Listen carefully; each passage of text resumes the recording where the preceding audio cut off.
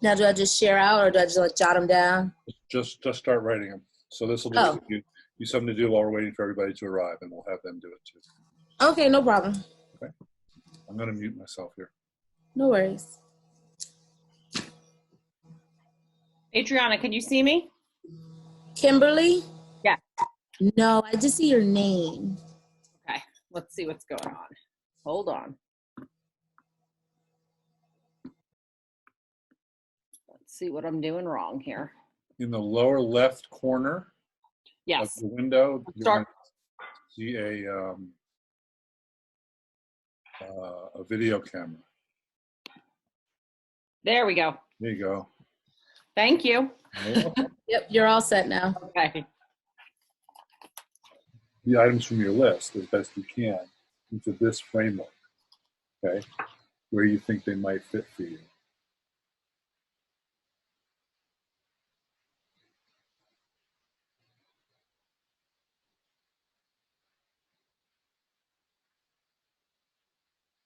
Something that you're good at and that you really love to do, right? If you can get paid for it, even better, right? And if it's something the world needs, better still.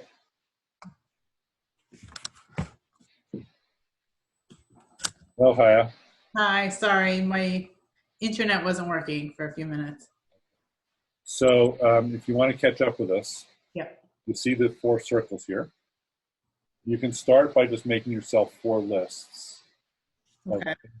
In terms of you being a leader, right? What do you love?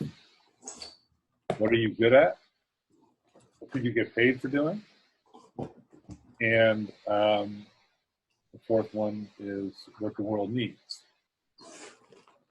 What was the last one? What am I What need? the world needs. So that would be the pink circle there. So just start by doing these lists. Adriana and Kim are a couple steps ahead of you. So to the best of your ability, just jot those things. And again, I'll be posting this, right, so that you'll have this, the whole slideshow.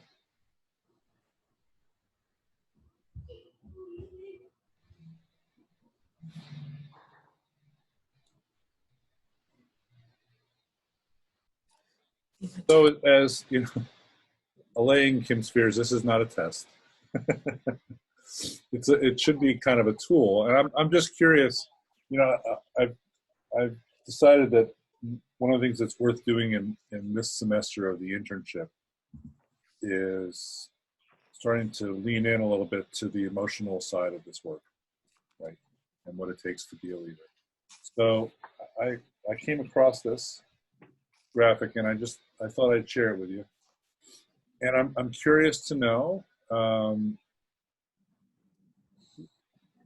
did it bring any insights, any new thoughts about your chosen field here?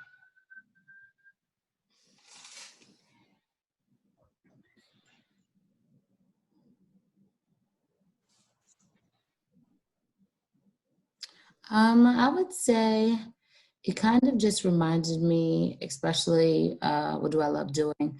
It kind of just puts in the forefront how I just enjoy bringing like the joy into school culture. So after long days like today, just, you know, being into that and putting that in the forefront of, you know, being a leader can make it, you know, those tough days a little easier. That's good. That's good. I think for me, I don't know that I ever thought about being a leader in these specific components. Like to me, I think that a lot of it,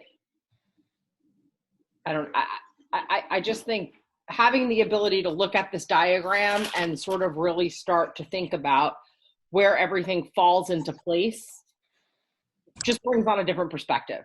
Uh-huh. Something surprised you as you started thinking your way through it?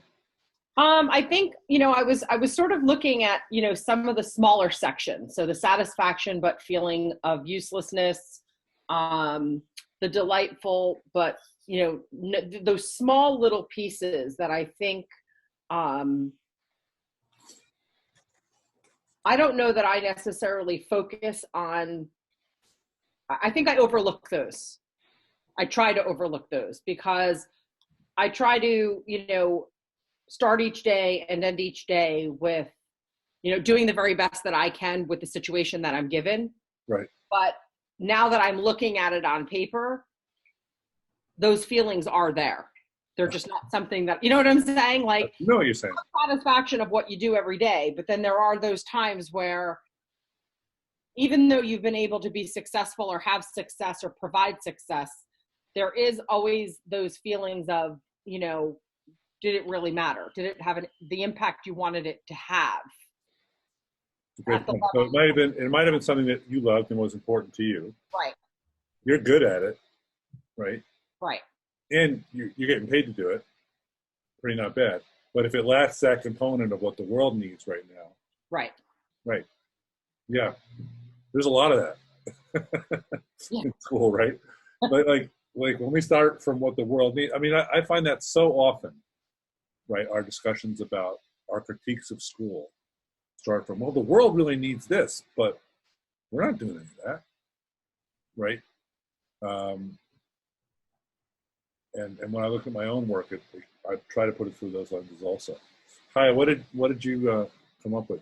I know you only have a few minutes. What I found interesting for me is that, I'm not very student facing right now, but that's part of what I love about the world of education. And then I wrote a lot of things having to do with students, but like, I don't really see students very often right now. So that was just kind of interesting. Like, I like when I'm working with a teacher and, I see they have a really hard time with classroom management, so they're not able to get through a lesson, daily. And so after working with them for a few weeks that I see that, I'm really excited that the students are getting to learn. I'm happy that the teacher is able to get a handle of what's going on. But then I look at what's happening in the gym and I'm like, oh, the kids are actually gaining from being here. And so I noticed the things that I love about what I do, or the things about being a leader is, the effect that it has on a student, but I'm not really directly teaching a student right now. So in recognizing that, is there something you would do differently? I don't know. That's a good question.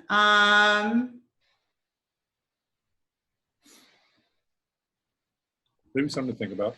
Yeah. Right? I know it's those moments. I only discovered this like a day or so ago, so I'm new to this way of thinking.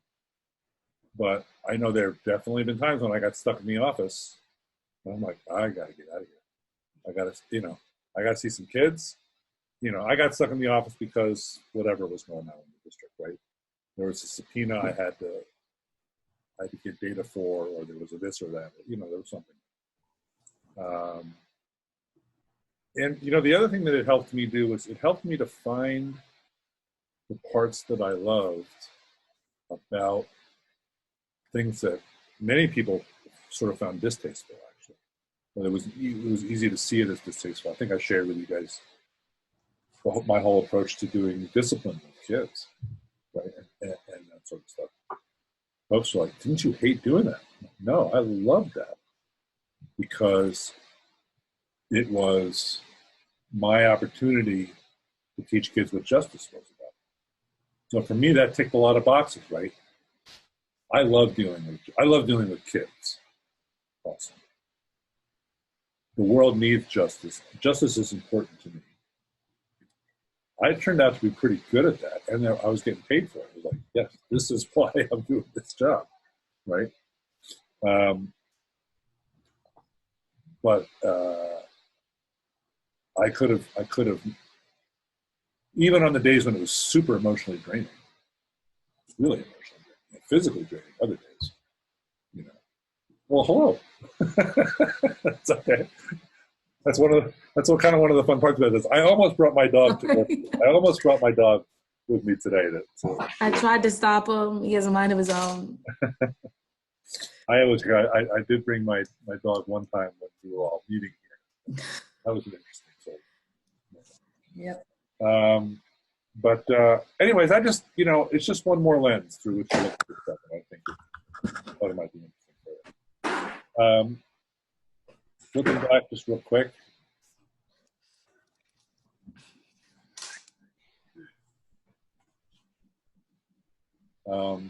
Here's our agenda for tonight. I do want to check in on how things are going with your internship. We'll take a brief look at our working agreements. Have some business stuff to take care of, and then we'll get into the meat of the evening. Well, actually, the check-in is meaty too. I want to really talk about what's going on for you. We'll talk about equity traps. That may be a new concept for you. And we're not going to be together for a whole month, so I want to look ahead, right, before we start. So, okay, there we go. So, what's going on? How is your internship going for you? It's going well, so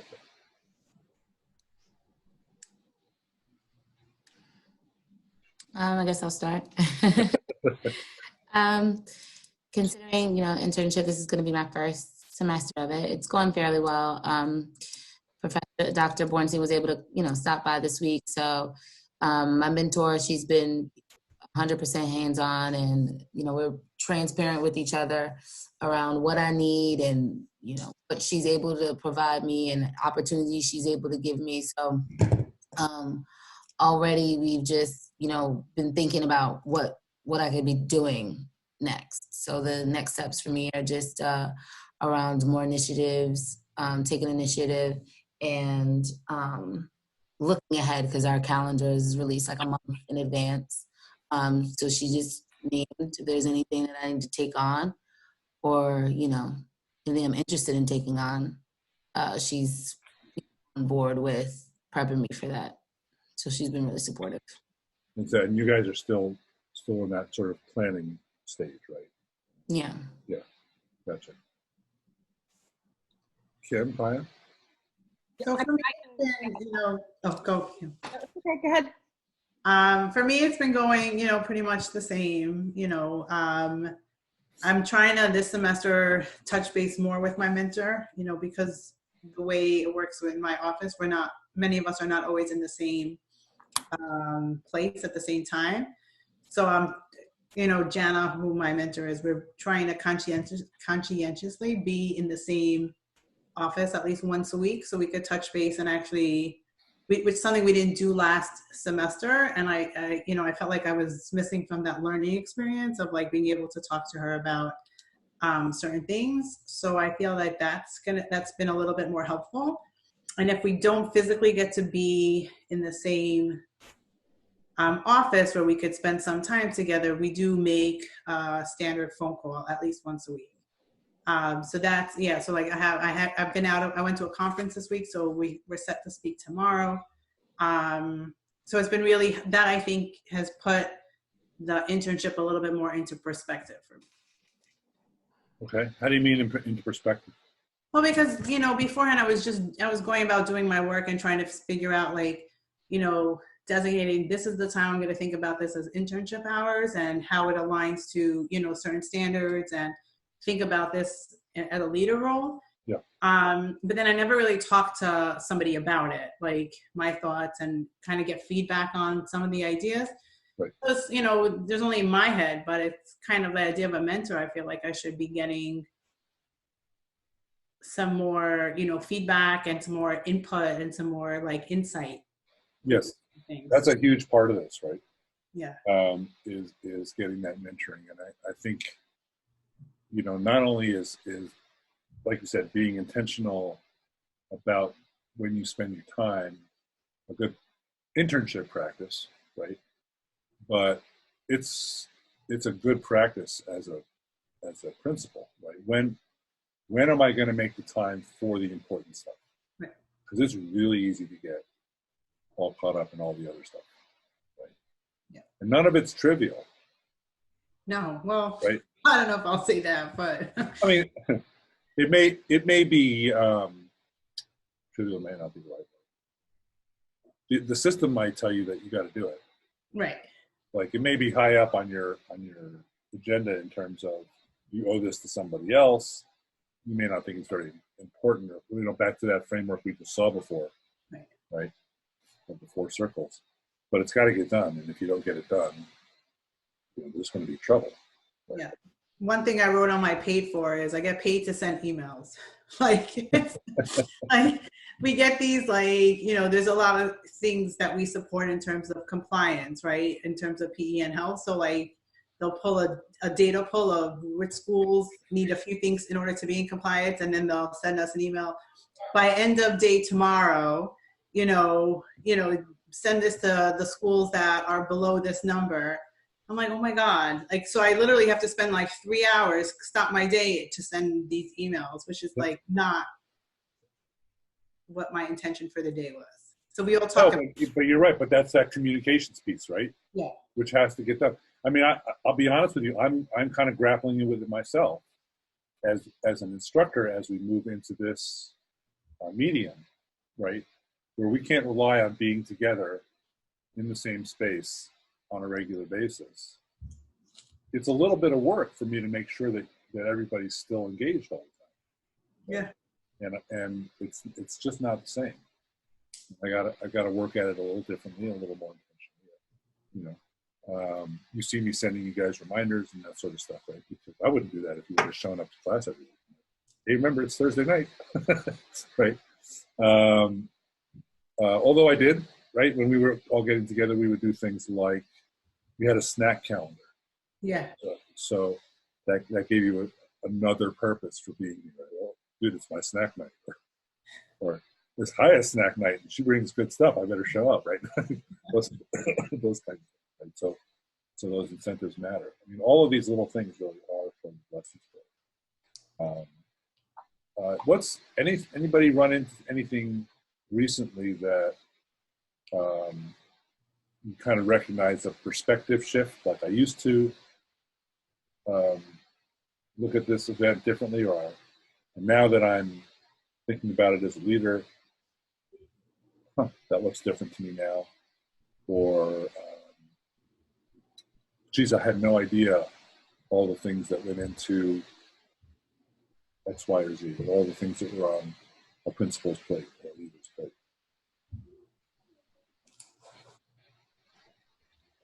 I'll start with this one. I think I, as a central office staff person in the school district, have a very different perspective of time, I think, than building principals do. That's something I've been kind of focusing on and meeting with. I supervise staff in 7 different elementary schools. And I've been, taking a little bit of time just to really listen to what impacts them on a daily basis. And I don't know that I actually did that, as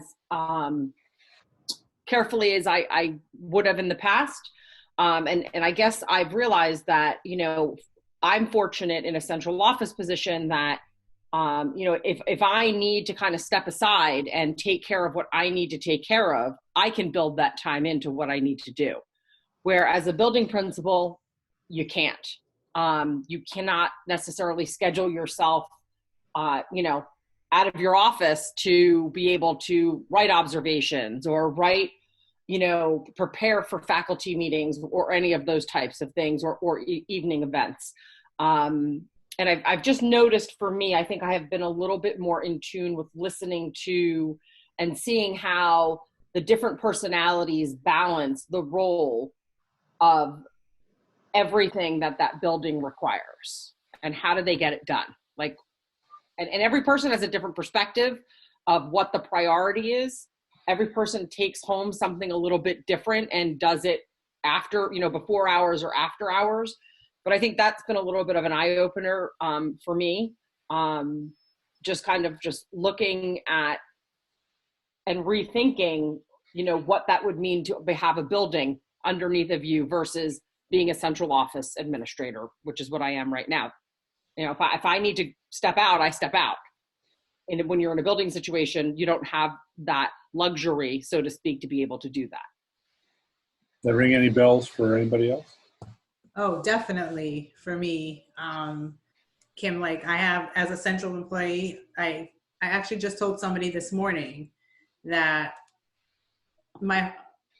this is the 4th year I've been working in the central offices, and that sitting in traffic, I don't get stressed anymore. When I was a teacher, and imagine if there's, principals that I work with who live in Bergen County and go into the Bronx every day, just like I do.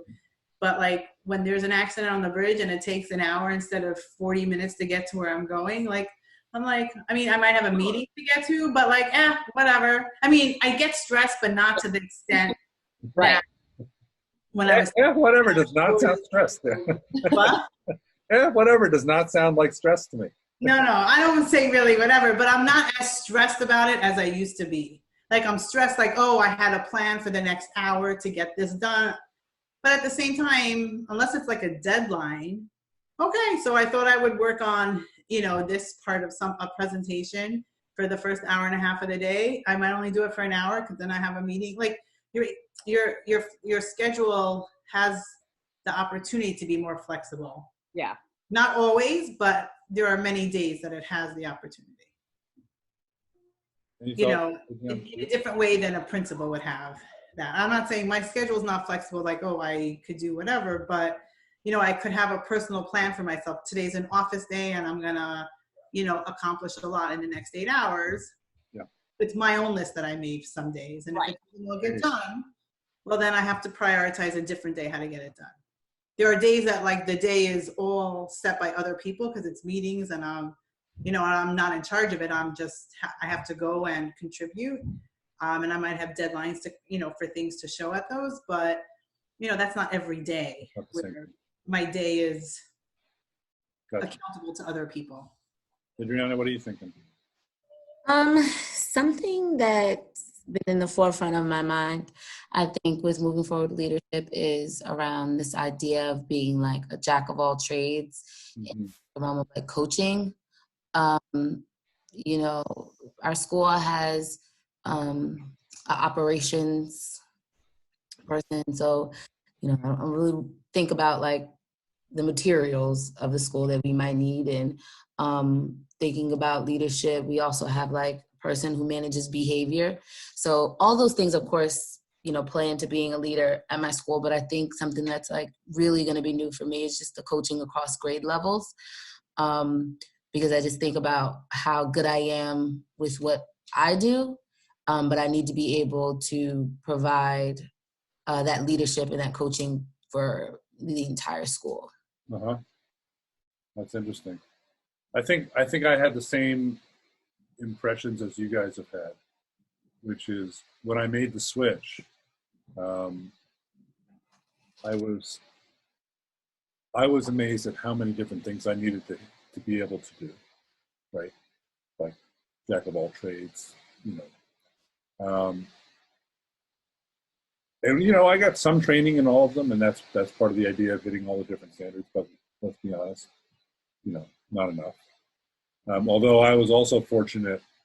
No, I was less fortunate than you all in the respect that I jumped right into the job. I did not have an internship. Say, getting hired was my internship, right? And the district just paid me less because I was an intern. But I expected there to be a lot more autonomy as a principal than I had as a teacher. And there was some, but not a ton, right? Like I could kind of choose whether I was going to respond to this stimulus or that stimulus, right? Or which way I was going to turn down the hall. But it was really a different kind of autonomy. And I hear Kim and Haya talking about that compared to central office. Mm-hmm. But I assumed a lot more autonomy coming from the classroom than was really there. I could go to the bathroom when I wanted to, mostly, right? But I sure didn't eat, right? So some of those just very basic kind of, do I have the autonomy to be my own person that way? I didn't. I think we're so busy. And I was in 3 really different schools, and that didn't change. I was in a rural school, suburban school, and urban school. That did not change. Those aspects of it. A bit. I will say that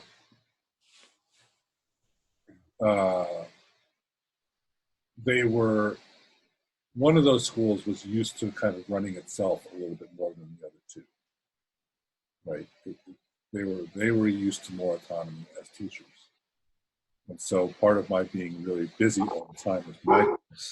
Sorry. Oh, sorry. We got a whole menagerie going tonight. My kids are out here making a ton of noise. I just texted my husband, come get them. They're all, I don't know why they're upstairs. My cat's walking across the screen. You know, like, well, and I'm here at work because, you know, it's quieter than home. But did you, anybody ever see that? What was that viral video a while back of the guy with he's doing an interview for the BBC or something like that, and the kids come in the room and his wife comes and like grabs the kids and pulls them out on camera. It's very fun. I lost my train of thought. Oh, I know. So in that school that was kind of used to running itself, I was like, you know, I really need to see what's going on here, right? I want to get into classrooms. I want to do all that. And, you know, like with 30 classrooms, that's a lot. That'll keep you very busy, right? And moving around doing that. And that was some degree of autonomy, but it was always connected. So good. How are you feeling with your projects? With your audit, your action research, those things. Now, again, Adriana and Kim, you're just getting started, but everybody's kind of getting started at the same time with this equity audit. Well, for me, you know, I'm at the part where I'm trying to, you know, do some of what I had planned. There's just like a lot of red tape of like, especially that we have this new structure. So it would have been that my old boss would have been like, sure, let's try this out and we'll do it. And now it's like, you know, I can't even go to her for that, who my mentor is. Yeah. I gotta, you know, go up another channel of someone who I used to work with. She has to like think it's a good idea. Then she's got to go to my boss and say, this is what, well, first I have to ask my boss, like I got to send a request that I want to have a meeting with this. It's like just a little bit extra to do. Yeah. Than I thought it would be. So I hope some of it gets started in the next like few weeks. Well, you know, keep journals about that sort of stuff. Okay. That also becomes sort of important data, right? If I'm trying to do something innovative, what are the obstacles that get in my way? And some of it here is clearly bureaucracy. Yeah, and it's just, you know, because we have this new structure, it just everyone's trying to make sure they're doing the right thing. So like I thought we would have implemented I want to do this book club. And I thought, you know, we already had 2 meetings in this semester where I was hoping we would have at least gotten through a little bit, and maybe during one of those meetings I would have had a debrief with, you know, some of the people. Yeah. So, I mean, I don't know, we'll see. That's just been my struggle with the action research for this semester. I thought it would be a little bit. On the flip side, I've gotten some of my colleagues to read it on their own, not part of this. So like if I have to do it unofficially, at least I could get maybe some headway that way. But I still want it to be an official, like there's 50 people that could be partaking in this, and not just the 2 or 3 that are part of my group that are taking, you know, my team that have read that have decided to like read parts of the book and discuss it. Mm-hmm. You know, the whole idea was to do this on a bigger scale. Yeah. All right. Yeah. Well, those scaling issues too. Again, good to keep track of all that sort of stuff. Anything that you, Kim and Adriana, would like to check in about? I think for me,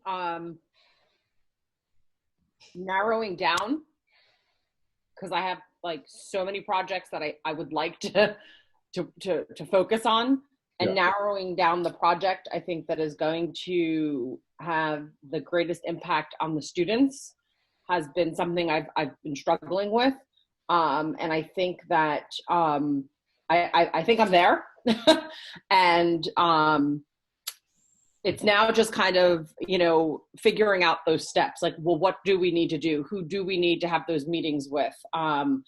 I've sort of presented what I wanted to do, to my direct administrator, who has taken it to, and we took it to the assistant superintendent of curriculum and instruction, and then we took it to the superintendent, and everybody is on board with it. And the one thing I always love about what my superintendent is, he's like, well, have you thought of this? Have you thought of that? So he's always really a good person to kind of bounce things off of. And we're going to be in the process. Actually, tomorrow we have a meeting with the building principal to begin to start to plan what this implementation is going to look like come September. Yeah, great. Great. All right. Yeah, I pretty much say I'm in the same spot as Kim. Just fine tuning exactly which idea I wanted to go with. I did mention it to my principal, and she thought it was a great idea. So I think just making sure that that's the one that I really actually want to do, and how it, how we would roll through with this idea throughout like the summer. Thinking about like staffing, considering it was about like our male staffing. Right. So thinking about how we're going to roll through this throughout the summer, just kind of like fine tuning some things. And then I guess we'll move forward with like thinking about what my team might be or holders. Sounds good. Anybody have any questions, burning desires, burning concerns or issues that have come up that you want to talk about, ask guidance on, anything? I do. Yeah. To me, I think the monster in the room is this equity audit. Yeah. I think for me, I have a lot of data right now, and I think I need to, when I kind of look at what the finished project should be, I'm just trying to conceptualize the format of it. Okay. So I know, and I was reading into, because finally got into Blackboard, took forever.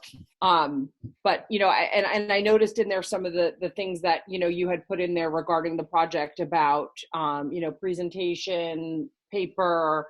I'm just trying to, I don't know, I think I may have gone a little bit outside of the parameters of where I wanted to be. So it's kind of narrowing it down to be a little bit more specific. I think it's a lot easier to be on a wider spectrum with data than it is to kind of bring it in and narrow it in. I haven't yet, I don't think, shared with you an example of how it's been done in the past. Okay. Right. So we will do that in plenty of time for you to okay. have that, a couple of samples. I can, for example, there was a really interesting technology audit that someone did a couple of years ago that had such a strong equity focus that kind of becomes a nice model. But I will share with you some examples. Okay. So don't sweat that now. Just go ahead and get as much information as you can. Okay. Because you want your message to drive the way you present it. Rather than my giving you some format that you're going to try to necessarily fit into, right? Okay. So yeah, just keep gathering your information. Okay. Yeah, don't worry about it. Fine. Okay. All right. So moving on, I'm going to switch us back to this thing so we can address some business and so forth. So these were the working agreements that we settled on last time, right? The idea of being able to come back to something at the next class, right, that was sticking with us, that was bothering us, or we just had a new thought about it. Everyone being willing to share their wisdom and experience. For me, you guys would like predictability and support, okay?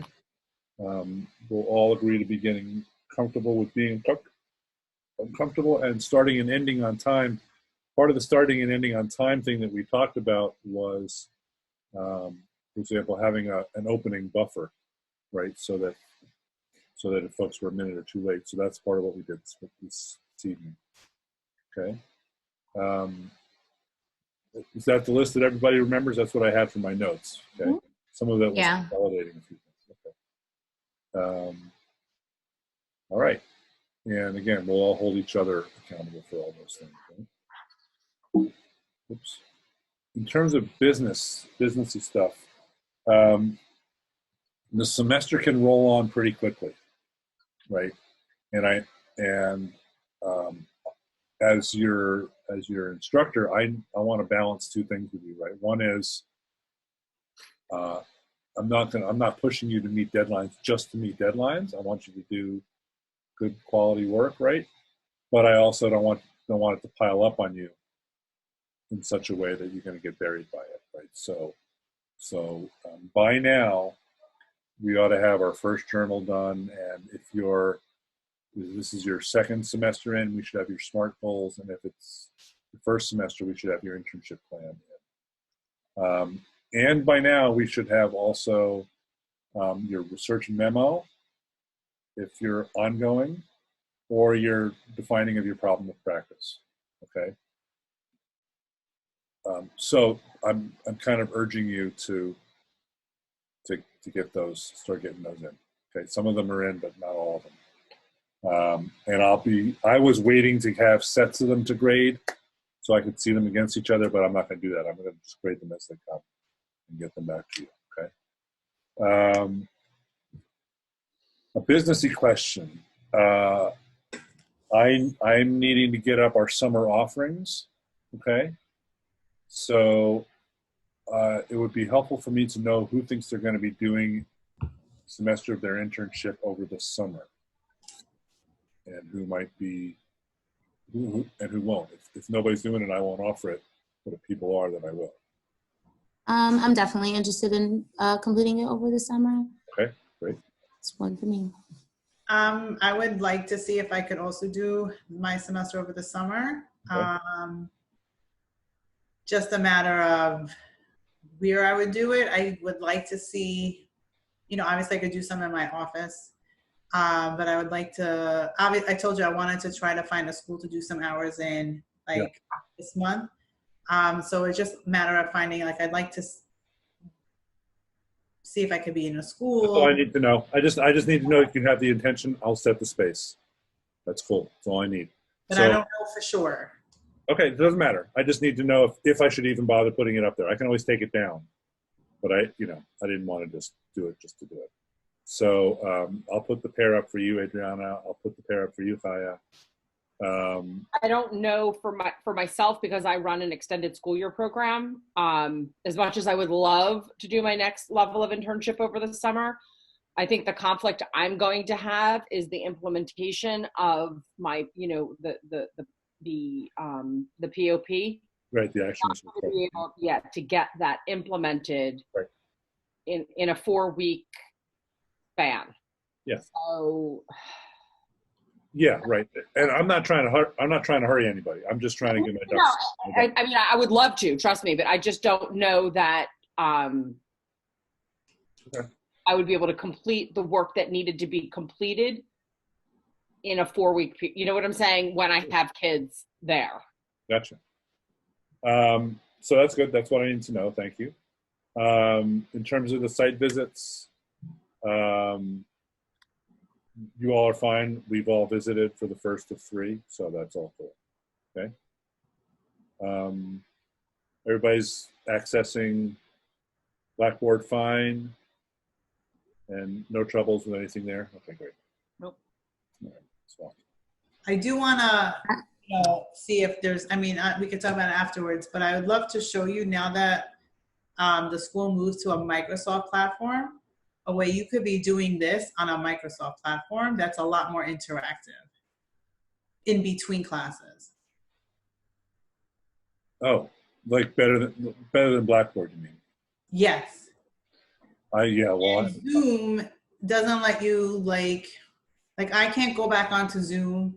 I would have to see how you posted it, but there's Microsoft Teams has a chat board that's constant. So like if someone chatted last week and they had a question, we wouldn't be able to see it. But if someone chatted on like the chat board on a Teams page where it has the same thing, you could chat with like 100 people, just like this.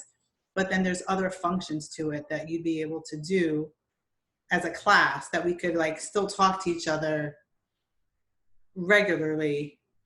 Even when we're not together, yes. Synchronous. Okay, I see your point. Rather than having a discussion board that's a distinct thing. That's on a separate, like there's a discussion if we want. It's just something, now that the school moved to like a Microsoft platform, it's something. Yeah, you know, because I'm on this committee now to investigate that stuff, so it might be worth a look. Yeah, I'll talk to you later. Yeah, yeah. All right, great. So. I have a question. Sure. My one question is around the SMART goals. Is there like a format that I should be completing that in? Yes. And Is it on Blackboard? It's on Blackboard. Okay. Yeah. All right. So equity traps. Right. This equity work is not easy, right?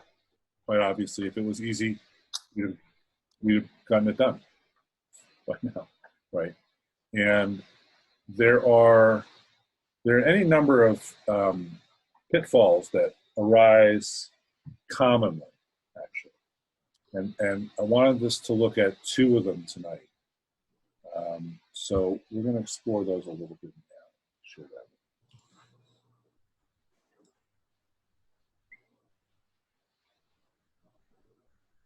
that.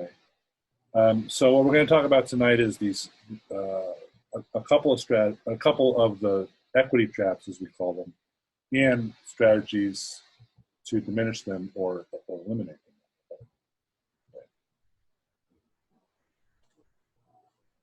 The three that are most prominent, but we'll just spend time on two, are deficit views of kids, what gets called racial erasure, sometimes people refer to as color blindness, right? And it's also known as the gaze. We're gonna look at the first two here, deficit views and racial erasure, mostly.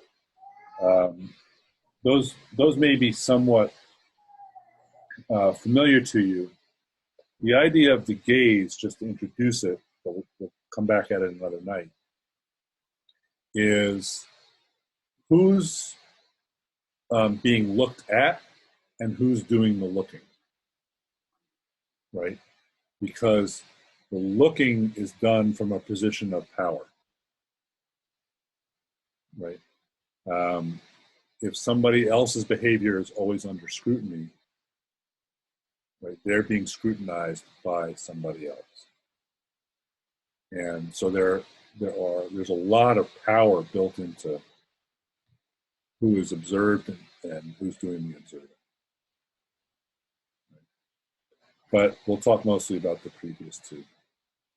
You may well be very familiar with this stuff, right? So when we talk about deficit views, fundamentally the idea is that the problem is the kid, or the problem lies with the kid. Whatever the issue is that we're talking about, the problem is located inside the child. So there's something wrong with the kid. The kid is broken somehow. There's frequently, usually always, a stigma associated with that, right? There's a social understanding of something wrong there. It's not just a random description, but those descriptions of the deficit fit a narrative that folks were already familiar with. Oh, all those kids are like that in some fashion, right? Or the characteristic that's being seen as a deficit, again, fits a social story that we're already familiar with. And stigma can spread, right? So what's understood as wrong with the kid is often read as coming from their family or their neighborhood or the school. I was talking, this was fascinating. I was talking with, this afternoon with a school I'm working with out in Santa Rosa, California. And they were talking about, excuse me one second.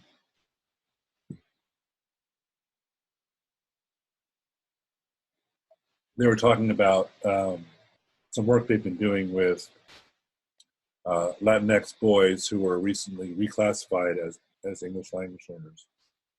And they knew they were in school, but they knew that because their school was mostly black and brown kids, it wasn't as good as the other schools, the white kids' schools. And that was the defining characteristic, who was in the school, right? So it wasn't, so it was stigma that they felt about themselves also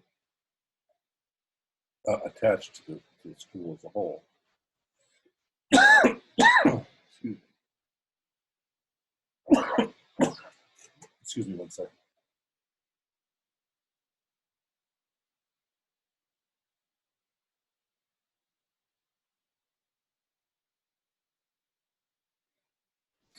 And again, the problem lies with the kid, and the assumption is that students are failing school. Like, we taught it, but they didn't learn it, as opposed to school taking on the responsibility for it. Right? So that's a very common set of deficit views. It fits many different categories, right? It fits disability, it fits gender, it fits race, and the work that I've been doing myself mostly is that there's an intersection of those things very often. And when the definition of being a normal kid is what it takes to be a good kid, right? A good student or a good behavioral, right? Kids who are not measuring up to that, there seems to be something wrong with them. And the more that those definitions of what's normal are equivalent to white behavioral and academic norms, then those things really combine, right? And so normalcy is also interpreted as the closer one gets to white norms of intellectual activity and behavior. So the other piece that happens a lot is what gets called racial erasure or color blindness, right? So this is the denial. No, race is not the problem. No, it's not about race, right? You have the I don't see color, right? I'm colorblind, which is most frequently expressed by white folks, right? Which is kind of gaslighting, right? Because everybody sees color. So just that denial right there is really powerful. It's really erasing the experience of the kids. I mean, they all know what's going on. What do you mean? And the adults know what's going on too. It's not done aggressively in that way, right? It's done with the intention that it seems somehow wrong to those folks to call attention to race. Right? It's a misunderstanding in many ways, and it's often justified with the quote of Dr. King about not being judged by the color of one's skin, but by the content of one's character, right? And that's a misreading and a misunderstanding of what Dr. King meant at that moment. And erases the personhood. I mean, nobody would really say, for example, I don't see gender. I mean, who would say, you wouldn't say that in polite company. Right? Like, I don't see gender. That just seems a little silly.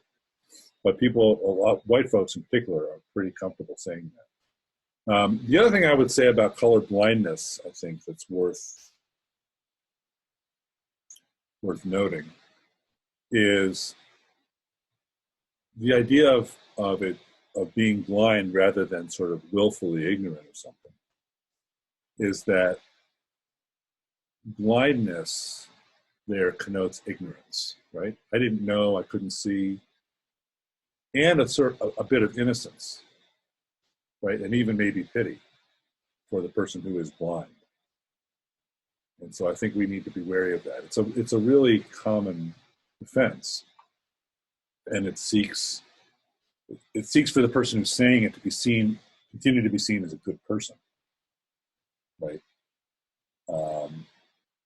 And that's what they're calling on. That's part of what that phrase is calling on. Seeing me as a good person. I'm blind. I didn't know. I was ignorant of it, right? And blind people are even objects of, again, in a stigmatized way, objects of pity, right? And are not held to be accountable for their blindness, right? So that's part of why that phrase can be so powerful. And another thing that happens with racial erasure is finding false equivalences, right? Well, you know, I'm sorry, this is kind of back to something other than race. People will often say, it's not race, it's class, it's economics. And economics is a part, but race and economics are not separate from each other, right? I mean, even recently, you know, in the national news, we have a discussion about redlining, right? The neighborhoods in which people live that are racially segregated, those were direct economic choices made by banks, right? It's not an accident. And therefore the tax base that supports the schools, not accidental, all intentional. Aside from the immense amount of wealth that white America accrued through property ownership and the property ownership of African enslaved people. Right? So that has accrued over time. So all of those ideas are come together in some ways in this idea of false equivalence. Well, I was raised with X, Y, or Z circumstances, a white person might say, and I'm doing this now. How come they can't? Or frequently there are comparisons made between this ethnic group and that ethnic group without taking into account the specific racial histories of those groups, right? And how that all impacts today. So those are really significant strategies. I'm recognizing, I just looked at my clock. I'm recognizing we've been here at the screens for an hour already. And although this is a fairly heavy place to break, I think it's probably a good idea for us to break for like 10 minutes and we'll come back, okay? So I'll see you all in a few.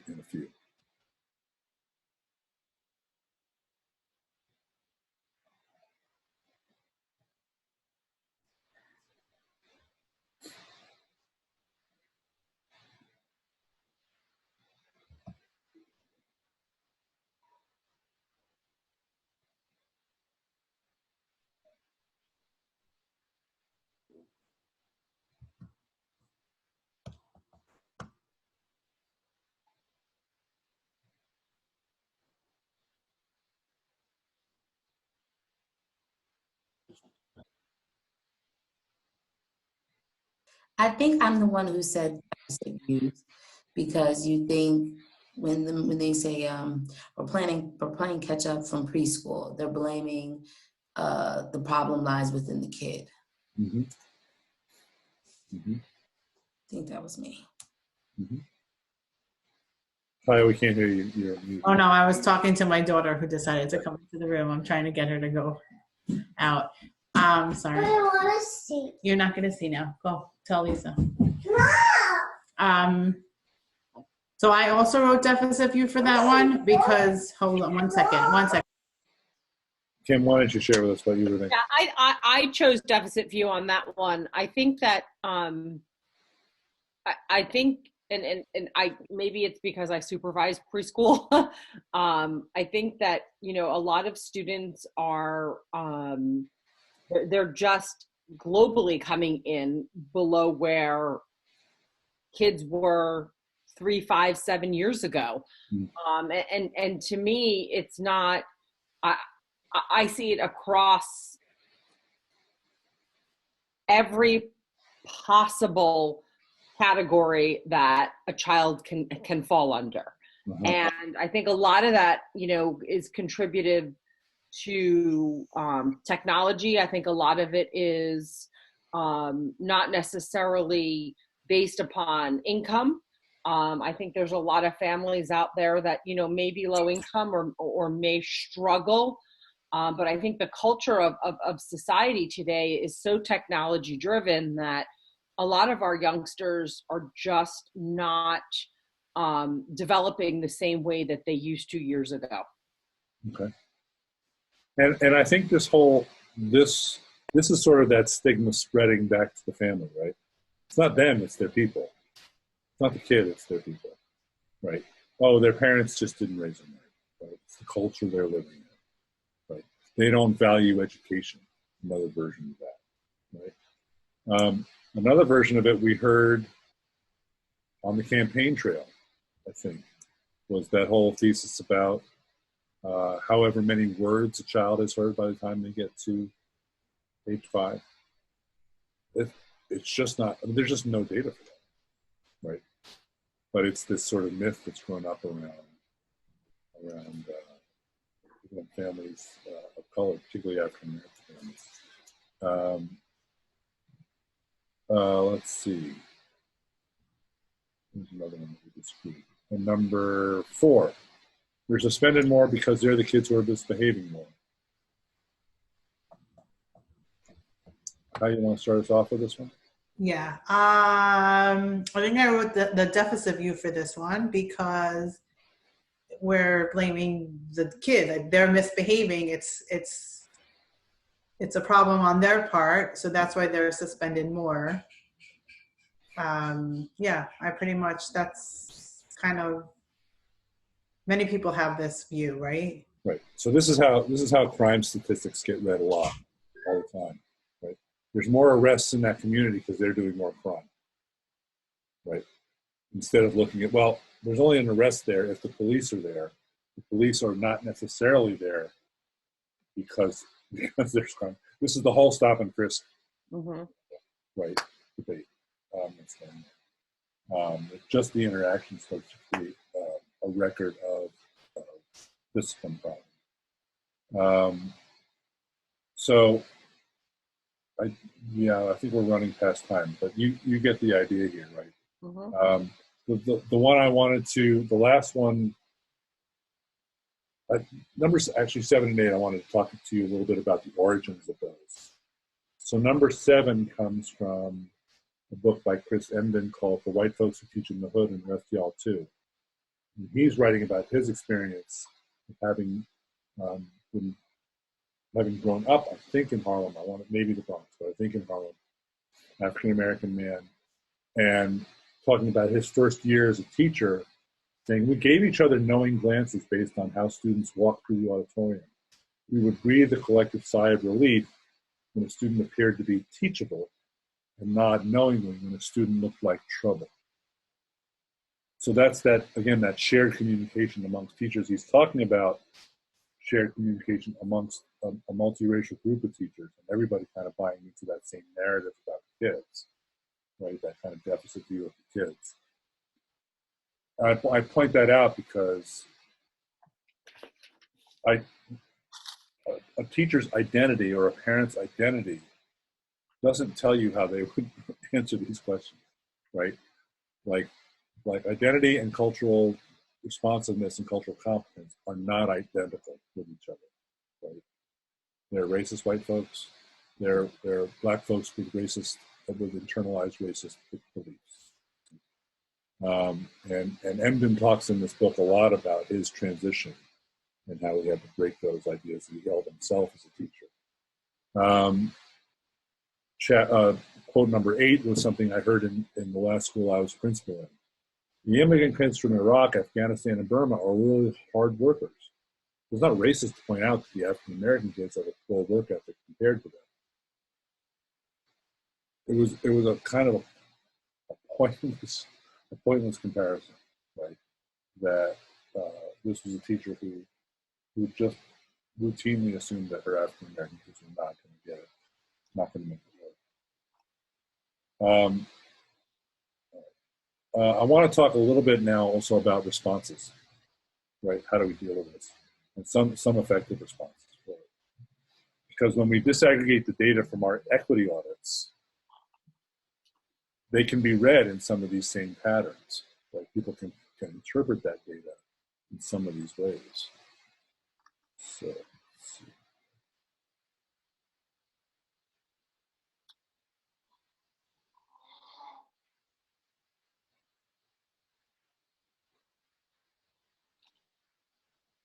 So how can we respond?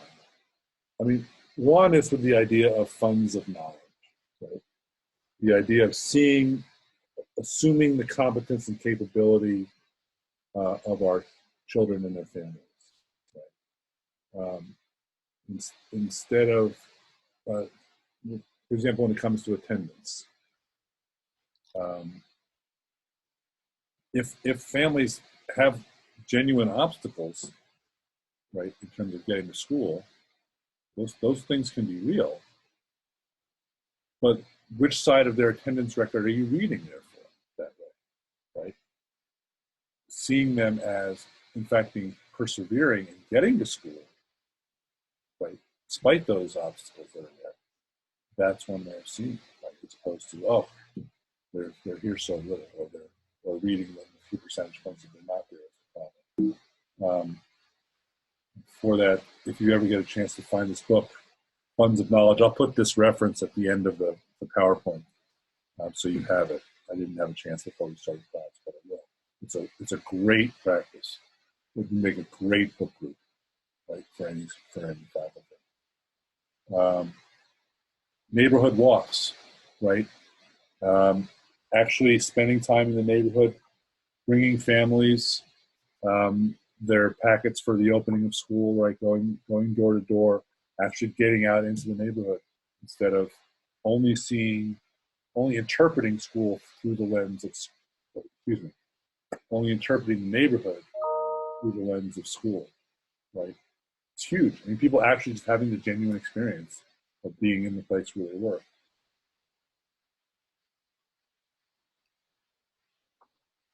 And third, and I think this is really important, but really it's harder to do, is bringing everybody to the table who represents the breadth of the school and has a stake in our kids' success, and talking about what is it, how do we define being a good kid? How do we define being a smart kid? What does that look like? What does that mean? An example that was shared with me today was a school in which, the same school, the same kids I was talking about, and what they were exploring with the kids was empathy. And the example was, they were talking about the issue of when things go wrong at school, are kids involved in making it better? So that was the general framework and the general concept. And in this discussion, they were talking about, well, what happens when a kid falls on the playground? And the expectation was that you help your friend up when they fall down, right? You help them get up.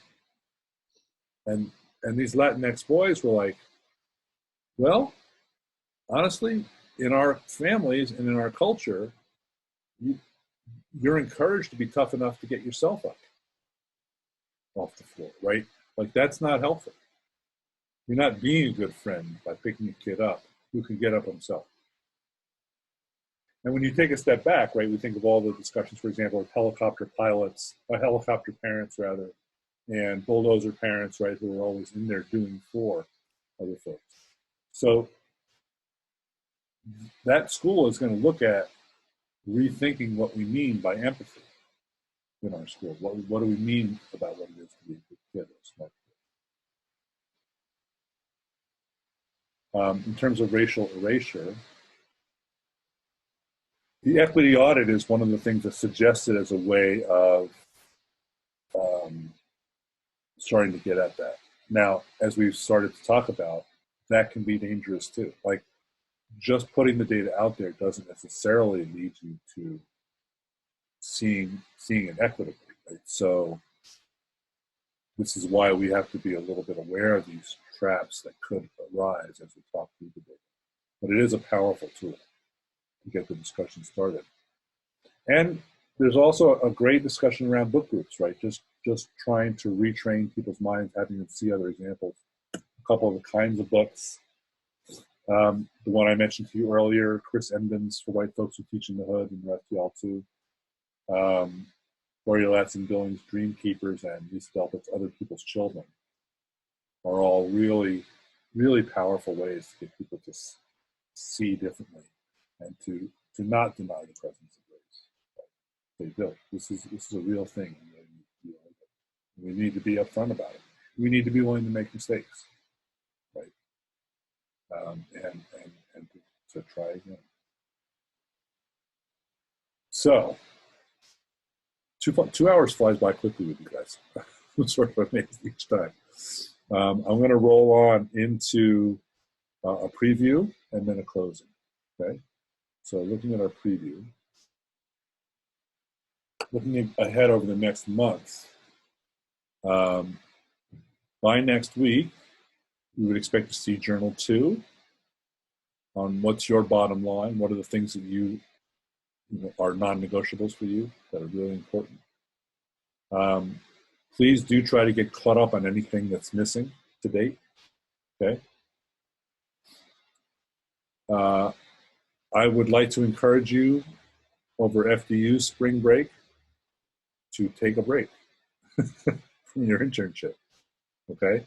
You're busy. You're hardworking. Relax. You know, we'll be all right. That being said, by the 19th, take a look at your SMART goals, right? I should be getting them at least by the 5th, if I haven't already. And by the 19th, which technically would be midterm, you're going to look again and see how you're doing with those, and if they need to be adjusted, right? How are you doing at that point? By the 26th, please have read chapters 7 and 8 in your Theo Harris book. And we have all seen each other for our first site visit, but a month from now, in that week, let's try to have our second just check-in. It can be in person or via Zoom. It might be easier to do via Zoom, especially with you guys in the Bronx. But you know what works for you. Again, my schedule is pretty open. I will tell you that looking ahead beyond that, I will be away from, let's see, a couple of weeks past that. So I'll be away from April 15th to the 22nd. So for that whole week, I'll be away. So I know that's several weeks past that, but you know, the time goes by quickly. All right. So just to keep up. It'll just be a check-in. Adriana and Kim, just so you know, the things that we tend to do in that check-in is focus our discussion around 3 questions, right? What's been going well? What's been challenging? What's been surprising? Okay. I would like the opportunity to talk for about 30 minutes with you and your mentor, and about 30 minutes with just you and me. Okay. If we can do that in one continuous hour, great. And if you need to set up 2 separate appointments, that's also fine. Okay? Whatever works. Any questions about this whole month? One of the reasons for getting me your SMART goals and so forth is so that I can give you feedback, so that when we come around to updating them later. So you want us to schedule on the calendar app that you use by 3/26, the second site visit, correct? Correct. Okay. Because that is, you know, we got a little bit of a slow start with everybody, you know, kind of coming in a little bit late in the semester. So that's, again, approximate. That's why I told you about April, right? Okay. So if it's between there and the next couple of weeks, cool. But I'm headed out to the West Coast for that week. So, okay. All right. So the last thing I wanted to share with you tonight is something we talked about last semester. And so this will be new for you and Kim and Adriana. Hi, I know we didn't see it. Are anybody here familiar with this Brene Brown TED Talk on vulnerability? It's really good. It takes just about the time we have left. So we'll watch it together, all right? To it.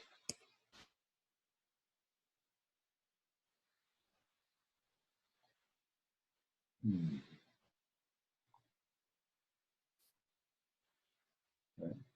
When you get down to scales this small, the nano level, things that were never possible before, they become possible now.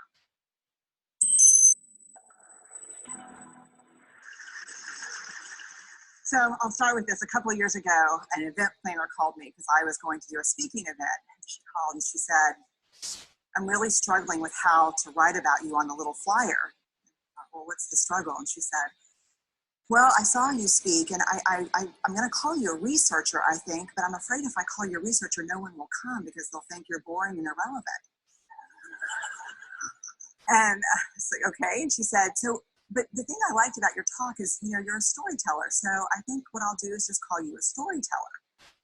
And of course, the academic, insecure part of me was like, you're going to call me a what? And she said, I'm going to call you a storyteller. And I was like, oh, why not Magic Pixie? I was like, let me think about this for a second. And so I tried to call deep on my courage. And I thought, I am a storyteller. I'm a qualitative researcher. I collect stories. That's what I do. And maybe stories are just data with a soul, and maybe I'm just a storyteller. So I said, you know what? Why don't you just say I'm a researcher storyteller? And she went, there's no such thing. So I'm a researcher storyteller. And I'm going to talk to you today. We're talking about expanding perception. And so I want to talk to you and tell some stories about a piece of my research that fundamentally expanded my perception and really actually changed the way that I live and love and work and parent. And this is where my story starts.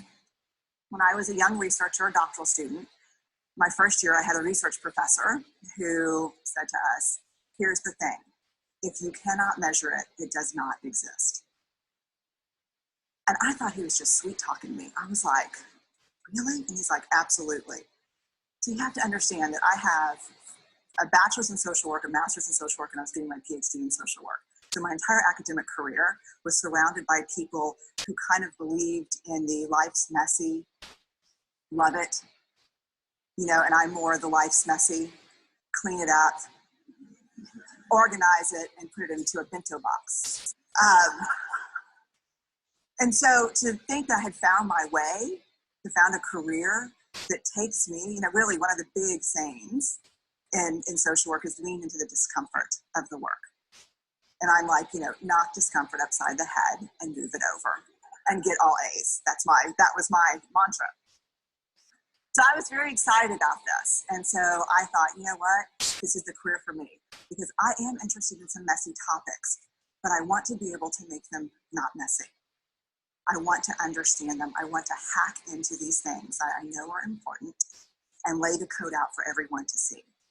So where I started was with connection, because by the time you're a social worker for 10 years, what you realize is that connection is why we're here. It's what gives purpose and meaning to our lives. This is what it's all about. It doesn't matter whether you talk to people who work in social justice and mental health and abuse and neglect. What we know is that connection, the ability to feel connected, is neurobiologically, that's how we're wired, it's why we're here. So I thought, you know what, I'm going to start with connection. Well, that situation where you get an evaluation from your boss and she tells you 37 things that you do really awesome and one thing that you got an opportunity for growth. And all you can think about is that opportunity for growth, right? Well, apparently this is the way my work went as well, because when you ask people about love, they tell you about heartbreak. When you ask people about belonging, they'll tell you the most excruciating experiences of being excluded. And when you ask people about connection, the stories they told me were about disconnection. So very quickly, really about 6 weeks into this research, I ran into this unnamed thing that absolutely unraveled connection in a way that I didn't understand or had never seen. And so I pulled back out of the research and thought, I need to figure out what this is. And it turned out to be shame. And shame is really easily understood as the fear of disconnection. Is there something about me that if other people know it or see it, that I won't be worthy of connection? The things I can tell you about it, it's universal. We all have it. The only people who don't experience shame have no capacity for human empathy or connection. No one wants to talk about it, and the less you talk about it, the more you have it. What underpinned this shame, this I'm not good enough, which we all know that feeling. I'm not blank enough. I'm not thin enough, rich enough, beautiful enough, smart enough, promoted enough. The thing that underpinned this was excruciating vulnerability. This idea of, in order for connection to happen, we have to allow ourselves to be seen, really seen. And you know how I feel about vulnerability. I hate vulnerability. And so I thought, this is my chance to beat it back with my measuring stick. I'm going in. I'm going to figure this stuff out. I'm going to spend a year. I'm going to totally deconstruct shame. I'm going to understand how vulnerability works. And I'm going to outsmart it. So I was ready. And I was really excited. As you know, it's not going to turn out well. You know this. So I could tell you a lot about shame, but I'd have to borrow everyone else's time. But here's what I can tell you that it boils down to. And this may be one of the most important things that I've ever learned in the decade of doing this research. My 1 year has turned into 6 years, thousands of stories, hundreds of long interviews, focus groups. At one point, people were sending me journal pages and sending me their stories, thousands of pieces of data. And 6 years. And I kind of got a handle on it. I kind of understood this is what shame is. This is how it works. I wrote a book. I published a theory that something was not okay. And what it was is that if I roughly took the people I interviewed and divided them into people who really have a sense of worthiness, that's what this comes down to, a sense of worthiness. They have a strong sense of love and belonging. And folks who struggle for it, and folks who are always wondering if they're good enough. There was only one variable that separated the people who have a strong sense of love and belonging and the people who really struggle for it, and that was the people who have a strong sense of love and belonging believe they're worthy of love and belonging. They believe they're worthy. And to me, the hard part of the one thing that keeps us out of connection is our fear that we're not worthy of connection, was something that personally and professionally I felt like I needed to understand better. So what I did is I took all of the interviews where I saw worthiness, where I saw people living that way, and just looked at those. What do these people have in common? And I have a slight office supply addiction, but it's another talk. So I had a manila notebook, a manila folder, and I had a Sharpie. And I was like, what am I going to call this research? And the first words that came to my mind were wholehearted. These are kind of wholehearted people living from this deep sense of worthiness. So I wrote at the top of the manila folder. And I started looking at the data. In fact, I did it first in this in a 4-day, very intensive data analysis where I went back, pulled these interviews, pulled the stories, pulled the incidents. What's the theme? What's the pattern? My husband left town with the kids because I always go into this kind of Jackson Pollock crazy thing where I'm just like writing and going in kind of just in my researcher mode. And so here's what I found. What they had in common was a sense of courage. And I want to separate courage and bravery for you for a minute. Courage, the original definition of courage, when it first came into the English language, it's from the Latin word cur, meaning heart. And the original definition was to tell the story of who you are with your whole heart. And so these folks had, very simply, the courage to be imperfect.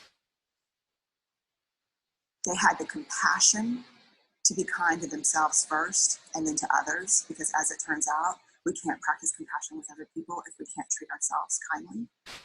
And the last was they had connection, and this was the hard part, as a result of authenticity.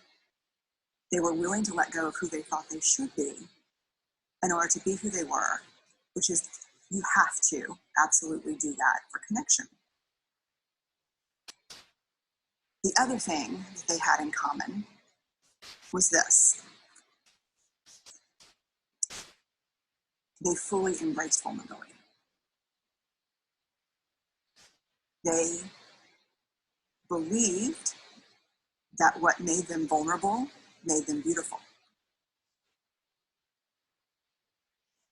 They didn't talk about vulnerability being comfortable, nor did they really talk about it being excruciating, as I had heard it earlier in the shame interviewing.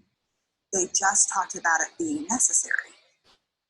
They talked about the willingness to say, I love you first. The willingness to do something where there are no guarantees. The willingness to breathe through waiting for the doctor to call after your mammogram. You're willing to invest in a relationship that may or may not work out. They thought this was fundamental. I personally thought it was betrayal. I could not believe I had pledged allegiance to research, where our job, the definition of research is to control and predict, to study phenomenon for the explicit reason to control and predict. And now my mission to control and predict had turned up the answer that the way to live is with vulnerability and to stop controlling and predicting. This led to a little breakdown, which actually looked more like this. And it did. It led to I call it a breakdown, my therapist calls it a spiritual awakening. Spiritual awakening sounds better than breakdown, but I assure you it was a breakdown. And I had to put my data away and go find the therapist. Let me tell you something. You know who you are when you call your friends and say, I think I need to see somebody. Do you have any recommendations? Because about 5 of my friends are like, whoa, I wouldn't want to be your therapist. And I was like, what does that mean? And they're like, I'm just saying, don't bring your measuring stick. Okay. So I found a therapist. My first meeting with her, Diana, I brought in my list of the way the wholehearted live. And I sat down and she said, how are you? And I said, I'm great, I'm okay. And she said, what's going on? And I said, and this is a therapist who sees therapists, because we have to go to those because their BS meters are good. And so I said, here's the thing, I'm struggling. And she said, what's the struggle? And I said, well, I have a vulnerability issue. And, and I know that vulnerability is kind of the core of shame and fear and our struggle for worthiness, but it appears that it's also the birthplace of joy, of creativity, of belonging, of love. And I think I have a problem. And I need some help. And I said, but here's the thing, no family stuff, no childhood shit. I just need some strategies.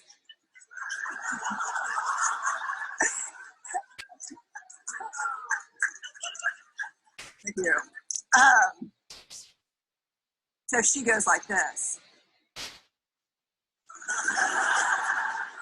Then I said, it's bad, right? She said, it's neither good nor bad. It just is what it is. And I said, oh my God, this is gonna suck. And it did, and it didn't. And it took about a year. And you know how there are people that, like, when they realize that vulnerability and tenderness are important, that they kind of surrender and walk into it? A, that's not me. And B, I don't even hang out with people like that. For me, it was a year-long street fight. It was a slugfest. Vulnerability pushed, I pushed back. I lost. the fight, but probably won my life back. And so then I went back into the research and spent the next couple of years really trying to understand what they, the wholehearted, what the choices they were making, and what are we doing with vulnerability? Why do we struggle with it so much? Am I alone in struggling with vulnerability? No. So this is what I learned. We numb vulnerability. When we're waiting for the call, it was funny, I sent something out on Twitter and on Facebook that says, how would you define vulnerability? What makes you feel vulnerable? And within an hour and a half, I had 150 responses. Because I wanted to know, what's out there. Having to ask my husband for help because I'm sick and we're newly married. Initiating sex with my husband, initiating sex with my wife. Being turned down, asking someone out. Waiting for the doctor to call back, getting laid off, laying off people. This is the world we live in. We live in a vulnerable world. And one of the ways we deal with it is we numb vulnerability. And I think there's evidence, and it's not the only reason this evidence exists, but I think that it's a huge cause. We are the most in debt, obese, addicted, and medicated adult cohort in US history. The problem is, and I learned this from the research, that you cannot selectively numb emotion. You can't say, here's the bad stuff. Here's vulnerability, here's grief, here's shame, here's fear, here's disappointment. I don't want to feel these. I'm going to have a couple of beers and a banana nut muffin. I don't want to feel these. And I know that's knowing laughter. I hack into your lives for a living. I know that's, God. You can't numb those hard feelings without numbing the other affects or emotions. You cannot selectively numb. So when we numb those, we numb joy. We numb gratitude. We numb happiness. And then we are miserable and we are looking for purpose and meaning. And then we feel vulnerable. So then we have a couple of beers and a banana nut muffin. And it becomes this dangerous cycle. One of the things that I think that we need to think about is why and how we numb. And it doesn't just have to be addiction. The other thing we do is we make everything that's uncertain certain. Religion has gone from a belief in faith and mystery to certainty. I'm right, you're wrong, shut up. That's it. Just certain. The more afraid we are, the more vulnerable we are, the more afraid we are. This is what politics looks like today. There's no discourse anymore. There's no conversation. There's just blame. You know how blame is described in research? A way to discharge pain and discomfort. We perfect. If there's anyone who wants their life to look like this, it would be me. But it doesn't work, because what we do is we take fat from our butts and put it in our cheeks. Which just, I hope in 100 years people will look back and go. And we perfect, most dangerously, our children. Let me tell you what we think about children. They're hardwired to struggle when they get here. When you hold those perfect little babies in your hand, our job is not to say, look at her, she's perfect. My job is just to keep her perfect, make sure she makes the tennis team by 5th grade and Yale by 7th grade. That's not our job. Our job is to look and say, you know what? You're imperfect and you're wired for struggle, but you are worthy of love and belonging. That's our job. Show me a generation of kids raised like that, and we'll end the problems I think that we see today. We pretend that what we do doesn't have an effect on people. We do that in our personal lives. We do that corporate, whether it's a bailout, an oil spill, a recall. We pretend like what we're doing doesn't have a huge impact on other people. I would say to companies, this is not our first rodeo, people. We just need you to be authentic and real and say, we're sorry, we'll fix it. But there's another way, and I'll leave you with this. This is what I have found. To let ourselves be seen, deeply seen, vulnerably seen. to love with our whole hearts, even though there's no guarantee. And that's really hard. And I can tell you as a parent, that's excruciatingly difficult. To practice gratitude and joy in those moments of kind of terror when we're wondering, can I love you this much? Can I believe in this as passionately? Can I be this fierce about this? Just to be able to stop and instead of catastrophizing what might happen, to say, I'm just so grateful. Because to feel this vulnerable means I'm alive. And the last, which I think is probably the most important, is to believe that we're enough. Because when we work from a place, I believe, that says, I'm enough, then we stop screaming and start listening. We're kinder and gentler to the people around us, and we're kinder and gentler to ourselves. That's all I have.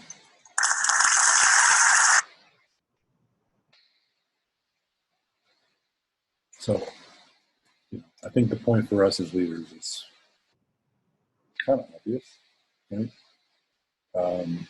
There's a lot about leadership that people tend to think of as control and not admitting to vulnerability. And it's amazing how much folks look to us to be the emotional leaders of our buildings, right? And teachers and kids and parents are making mistakes every day, taking chances every day. And to know that somebody's holding us and believes in us and everybody in school, it's a huge thing.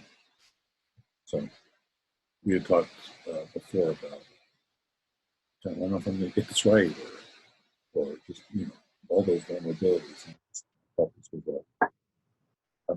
a nice piece to end our discussion. Because it takes us right up to our time. So if you've got things to think about, you may need a whole month to hold on to them until we get together again. But I've enjoyed spending time with you tonight, and get in touch if you need me. Okay. All right. Perfect. Bye, Thank you so much. Have a good evening. Have a good evening, guys.